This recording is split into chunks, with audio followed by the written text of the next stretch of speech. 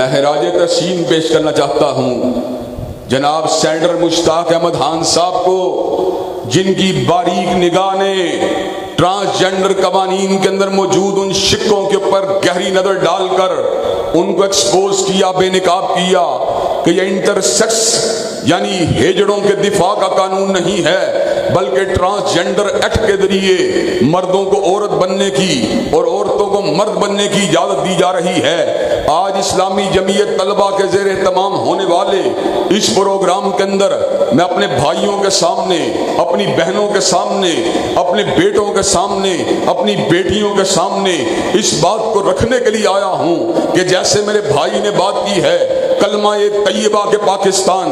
لا الہ الا اللہ کے پاکستان، کتاب و سنت کی عمل داری کے پاکستان، اسلامی جمہوریہ پاکستان میں اس قسم کے قوانین کو کسی بھی دور کے اوپر قبول نہیں